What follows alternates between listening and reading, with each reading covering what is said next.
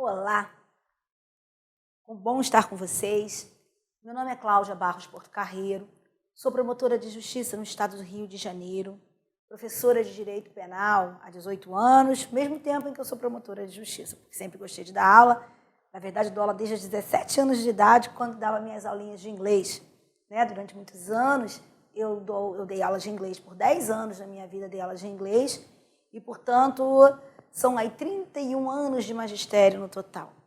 De sorte que aqui com vocês faço uma coisa que é algo que eu sempre levei durante toda a minha vida e que pretendo levar durante muitos anos, porque a aula é sempre um momento em que nós podemos trocar ideias, nós podemos avançar em determinadas ideias, podemos aprender uns com os outros. Então, eu queria já, de antemão, deixar para vocês um beijo no coração, um grande abraço, desejar que sempre que nós estivermos juntos aqui nesses nossos encontros, que sejam encontros em que nós consigamos, de fato, acrescentar uns aos outros.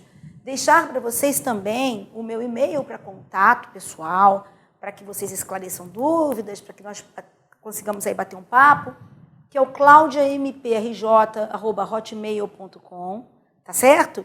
E também falar para você me acompanhar, se você quiser me dar esse grande prazer, me acompanhar aí através das redes sociais, em que eu sempre posto questões referentes à matéria. Então, no meu Instagram, que é o Cláudia Barros, e no meu Periscope, que é o @barrosportocarreiro, certo? E no meu Facebook, que é o Cláudia Barros Portocarreiro.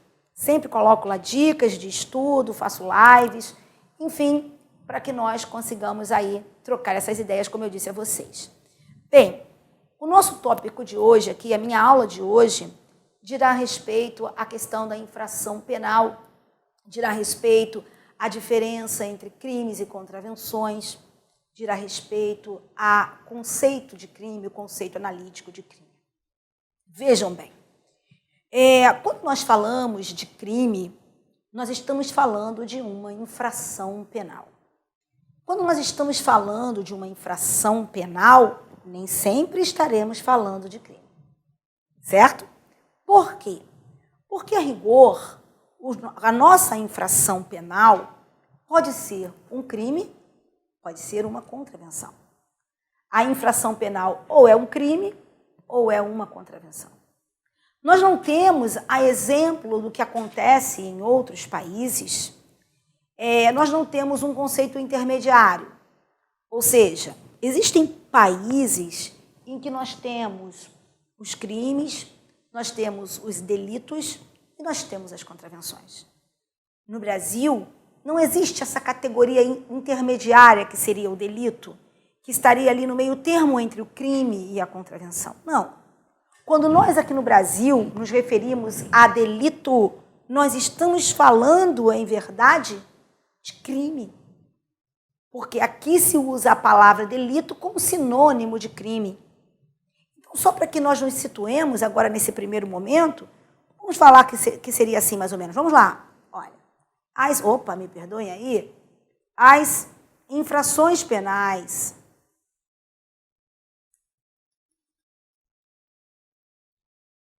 elas podem ser, as infrações penais podem ser os crimes ou delitos e as contravenções. Os crimes ou delitos ou as peraí, só um instantinho, só para eu voltar aqui rapidamente, que senão isso aqui vai dar ruim. Vamos lá. As nossas contravenções penais, me desculpem, é que eu toquei aqui no lugar errado. As nossas... Jesus amado, botei no marca-texto, Senhor. As nossas infrações penais,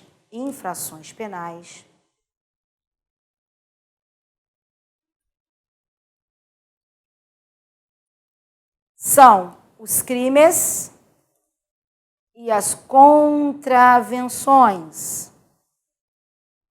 Os crimes, também chamados de delitos. Certo? E, então, é preciso que nós saibamos que existem duas modalidades de infrações penais. Os mais graves, que nós vamos chamar de crimes, e os menos graves, que nós vamos chamar, as menos graves, que nós vamos chamar contravenções penais. Muito bem. Eu queria que vocês observassem uma coisa aqui comigo. Vem cá comigo, por favor. Queria que vocês observassem uma coisa. O direito penal, ele não é, e nem deve ser, como eu sempre brinco, arroz de festa. A minha avó se utilizava muito dessa expressão, arroz de festa. O que é o arroz de festa? Antigamente nas festas, né, se servia aquele pratinho com arroz, uma farofinha. Eu lembro bem disso quando eu era criança, adorava essas festas. Mas vamos lá. Então, o direito penal não é arroz de festa. O direito penal não pode ser vulgarizado. O direito penal não pode ser aquela coisa que está em tudo quanto é lugar, que resolve todas as situações. Cara, porque o direito penal ele não resolve todas as situações. O direito penal não é para estar em todos os lugares. Vocês tiveram aulas aqui anteriores em que vocês aprenderam que o direito penal ele é regido por princípios que são os seus alicerces, são os alicerces sobre os quais se ergue o arcabouço do direito penal. E vocês viram que o direito penal tem, por exemplo, como um dos seus princípios, o princípio da subsidiariedade, da intervenção mínima. Direito penal é para ser usado quando todo o resto tiver falhado.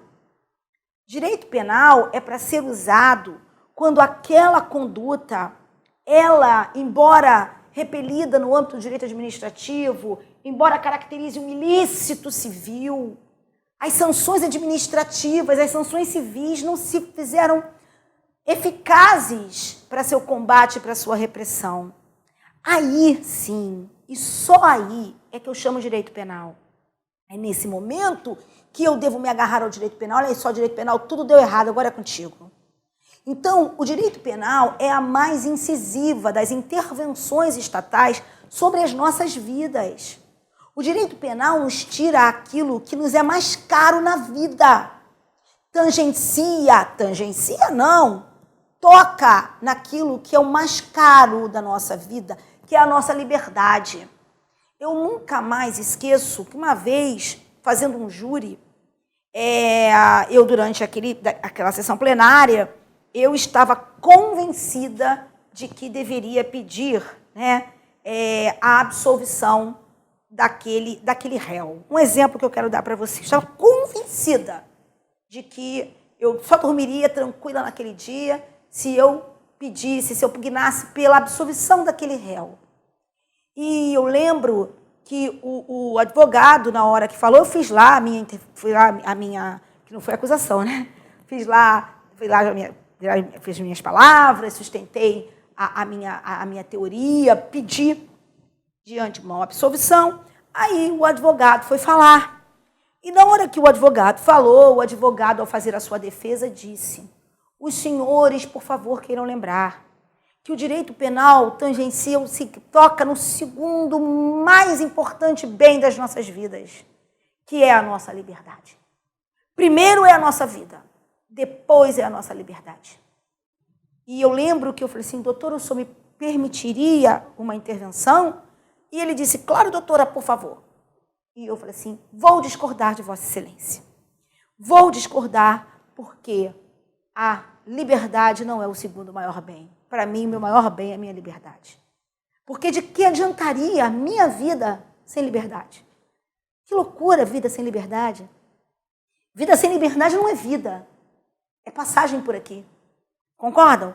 Então, o direito penal toca na nossa liberdade, gente. O direito penal fala do meu direito de ir e vir. Fala da minha liberdade como tão fundamental direito que a Constituição me traz. Então, vejam, por isso o direito penal não pode ser vulgarizado. O direito penal só vem quando for imprescindível a sua vinda. Só se chama pelo direito penal quando for imprescindível chamar pelo direito penal. E aí, vejam, quando nós falamos de crimes e contravenções, eu queria pedir ao meu querido que novamente colocasse ali para que nós olhássemos, não existe, vamos colocar aqui de novo, querido, por favor, para mim, faz colocar aqui para mim na tela a diferença aqui entre os crimes, aqui, só esse nosso quadrinho, coloca aqui para mim, por favor, na tela, isso. Quando eu coloquei ali que as infrações penais, olhem lá, são os crimes ou delitos e as contravenções, eu quero dizer para vocês que entre crimes, delitos e contravenções, a diferença, ela é uma diferença de grau. Embora a doutrina nos traga alguns pontos que diferenciam os crimes e as contravenções, na verdade, essa diferença é uma diferença de grau. O crime é mais grave que a contravenção. O crime fala de lesões mais importantes a bens jurídicos mais importantes. Então, o crime é mais grave que as contravenções. Mas vem cá, agora volta aqui para mim. Qual é o sentido de gravidade? Porque, será que existe alguma coisa numa determinada conduta que diga que ela deve ser criminosa? E outra coisa numa determinada conduta que diga assim, tu tens que ser contravenção? Eu ouso repetir o que a doutrina diz para dizer que não. E por que não? Porque não existe diferença ontológica entre crimes e contravenções. Não há uma diferença de substância, de substrato, de natureza, de essência entre crimes e contravenções. Certo? Isso é uma questão, é um critério legislativo. Para aquelas condutas que o legislador julgou mais graves, mais contundentes, ele reservou a qualidade de crimes. Para aquelas outras que ele entendeu não tão graves, não tão contundentes, ofendendo bens jurídicos não tão importantes, ou ofendendo bens jurídicos importantes, mas de uma forma não tão incisiva, ele adotou para isso o critério de contravenção. Agora, meu amor, vamos começar a pensar aqui, antes de nós olharmos o que a doutrina fala a respeito do que seria a diferença entre crimes e contravenções, vamos olhar uma coisa aqui com carinho e com amor? Presta atenção. A existência de contravenções penais, hoje em dia, entre nós, é um verdadeiro disparate. Essas contravenções penais, que hoje são chamadas por alguns doutrinadores de delitos liliputianos, referindo-se àquilo que Hungria dizia, delito anão, não é? Hungria chamava a contravenção penal de delito anão. Hoje, a contravenção penal é por alguns chamada de delito liliputiano, fazendo-se menção àquelas aventuras de Gulliver, né? E a questão dos pequeninhos. Então, as contravenções penais seriam delitos liliputianos, pequenos, anões. Então, a minha pergunta é, meu Deus, será que ainda tem sentido entre nós existirem contravenções penais?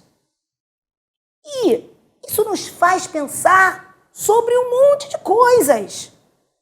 A uma, porque contravenção penal já é um minus. Se já é um delito anão, um crime, um delito liliputiano, para que direito penal versar sobre esses comportamentos? Se o legislador entende que esses comportamentos são menos graves que os crimes, então para que isso aqui ser considerado? Para que existir contravenção penal? Para que direito penal versando sobre contravenções? Isso seria uma ofensa, isso seria uma violação àquilo que nós hoje temos como verdadeiro, o direito penal, falando de coisas que são de fato importantes. O direito penal se preocupando com aquilo que de fato é importante. O direito penal não sendo usado como chamado arroz de festa, me permitam parafrasear minha avó. E quando nós fazemos com que o direito penal incida sobre as tais contravenções penais, nós estamos burlando tudo isso. Nós estamos desconsiderando esse caráter subsidiário do direito penal, esse caráter do direito penal como última ratio, esse caráter do direito penal como alguma coisa que só excepcionalmente deve ser chamado.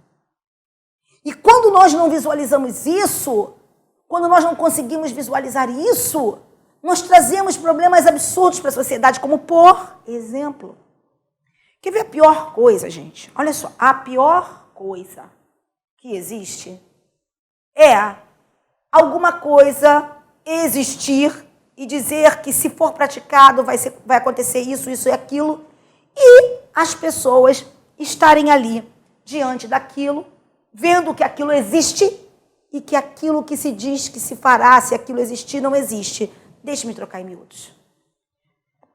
Pior coisa, é como se um pai prometesse ao filho: ô filho, se você fizer isso aí, vai acontecer aquilo com você. Mas acontece que você vai fazer, não vai ter nenhuma diferença. Até porque não se coíbe, se deixa para lá. O que eu quero dizer com isso? A existência de contravenções penais entre a gente faz nascer aquela ideia completa de que essa lei foi feita para nada. De que isso não adianta de nada. Existem contravenções penais que nós nem conseguimos admitir que existam. Que muitos de nós nem sabem que existe, muitos não sabem que existe. Contando uma situação que parece piada, mas não é, é verdadeira. Certa vez fomos meu marido, alguns amigos, casais amigos, fomos almoçar. Só que nós fomos almoçar naquele negócio daquele almoço de domingo, começa às 3 horas da tarde, termina às 8 horas da noite, fora que terminou o almoço.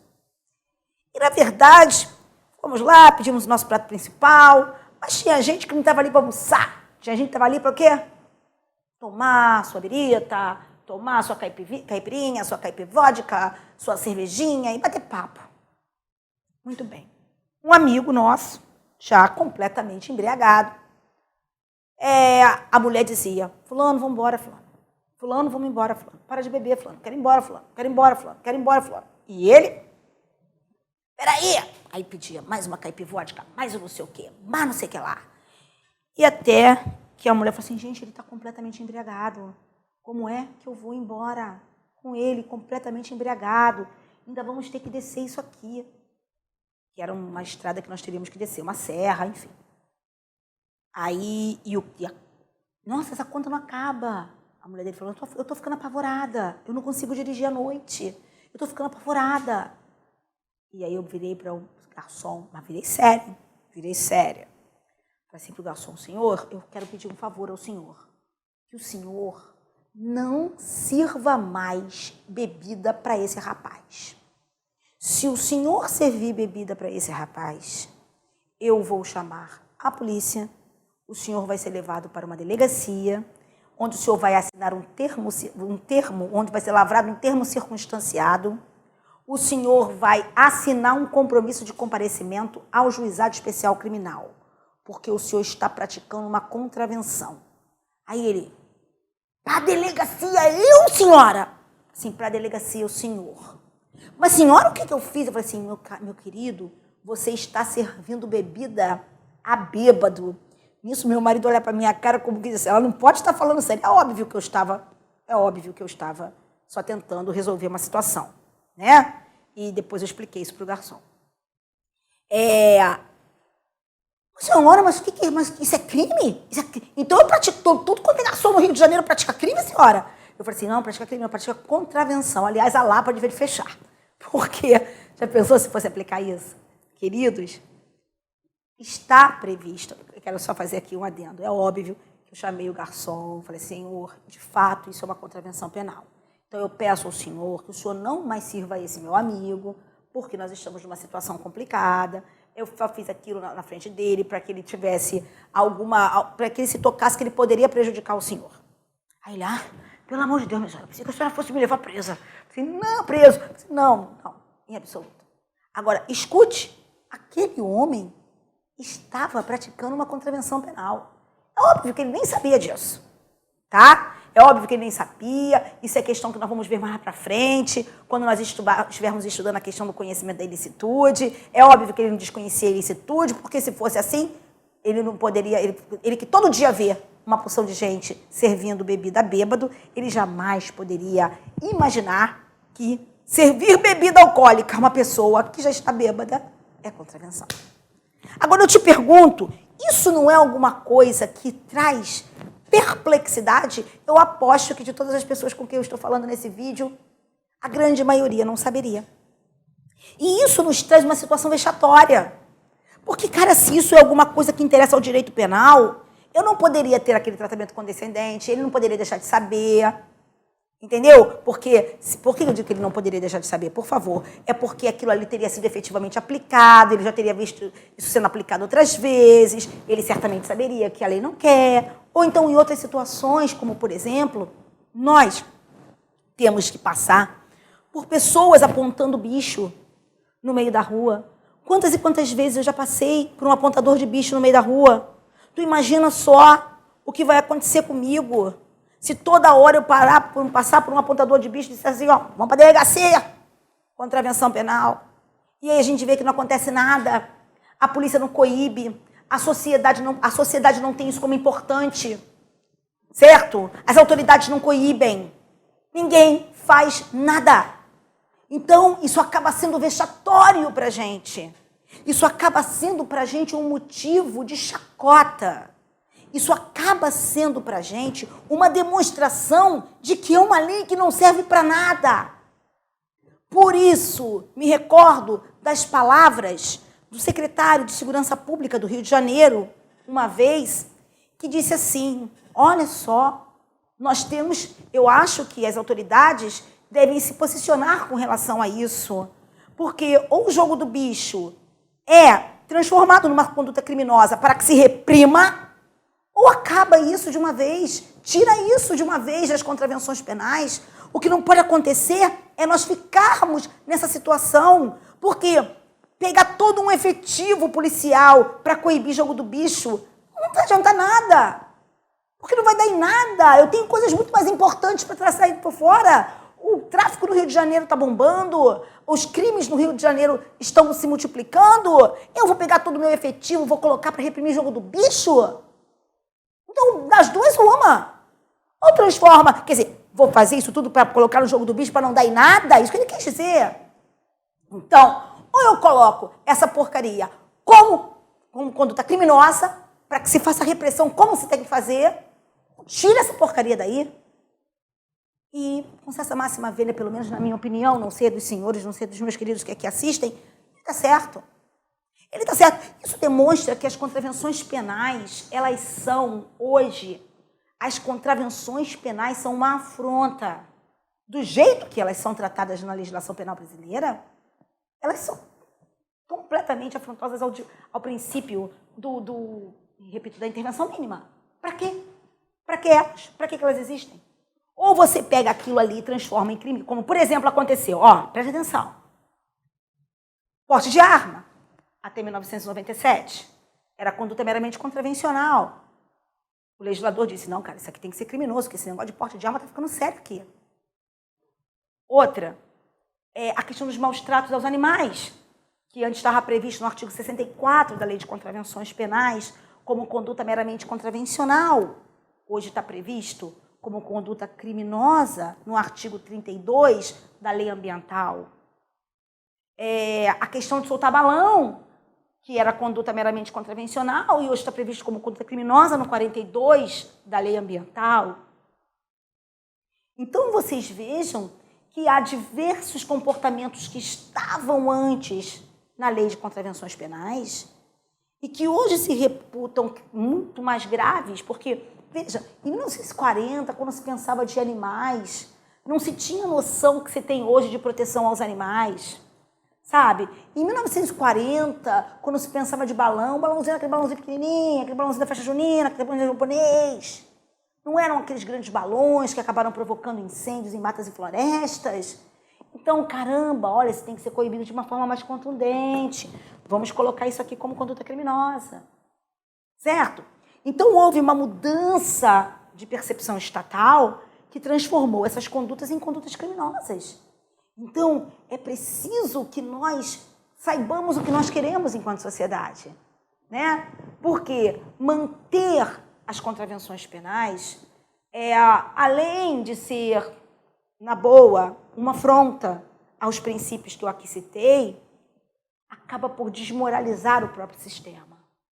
Acaba por desmoralizar toda a política repressiva, certo? Porque nós sabemos que não há nunca repressão a isso, até porque a lei, com relação a esses comportamentos, é um tanto quanto branda. Toda contravenção penal,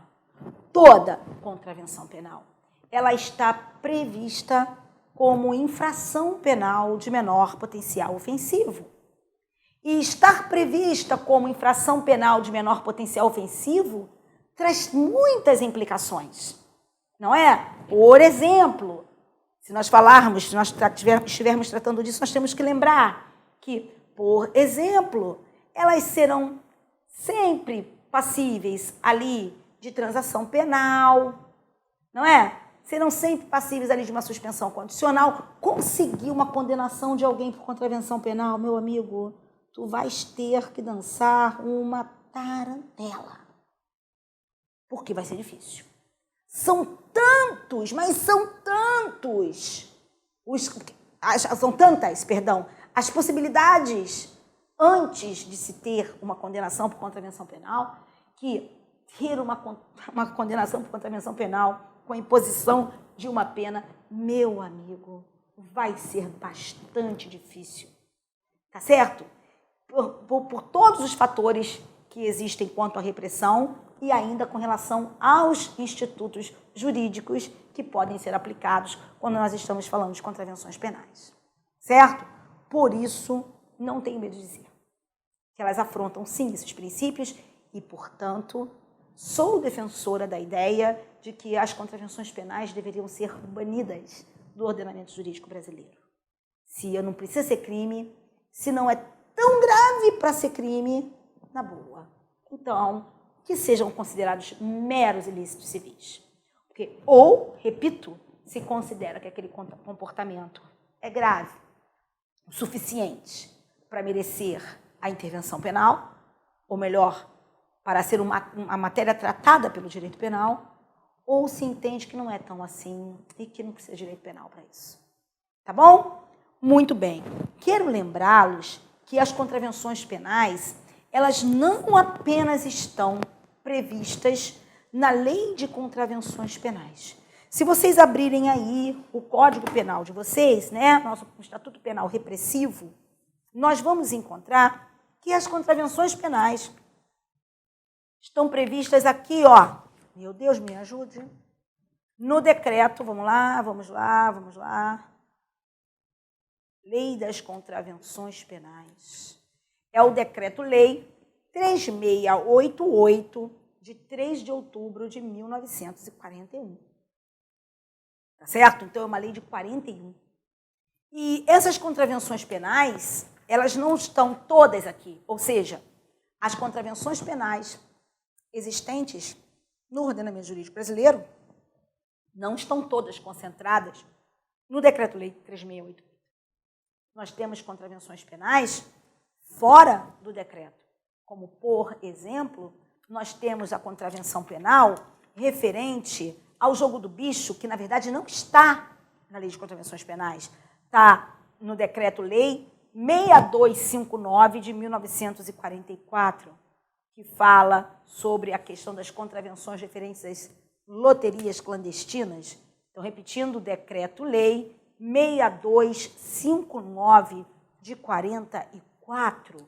Nós também poderíamos falar de contravenções penais referentes à questão de discriminação de sexo e estado civil, porque, por mais ridículo que isso nos possa parecer, atualmente já houve situações no passado um tanto quanto esdrúxulas em que nós tínhamos, veja você, em que nós tínhamos, e tínhamos mesmo, discriminação contra determinadas pessoas por serem essas pessoas desquitadas, por serem essas pessoas mulheres. Então, isso também está definido como contravenção penal, tá certo? Eu também poderia falar para vocês que existe na Lei 5, essa que eu acabei de falar para vocês, essa contravenção penal é chamada na Lei Afonso Arinos, tá ok? Que está prevista a contravenção penal nas discriminações referentes à condição quer dizer, ao estado civil e a questão do sexo, de ser homem, ser mulher, criar esse tipo de diferença entre as pessoas por serem homens e mulheres. Olha, gente, até eu quero fazer aqui um adendo para lembrar que não existe nenhuma lei específica falando de discriminação contra homossexuais. Não há entre nós, tá? O que se pode considerar um absurdo, mas não há entre nós nenhuma lei específica falando de discriminação de homossexuais. Mas existem outras contravenções. Daqui a pouquinho, no nosso próximo bloco, nós vamos falar.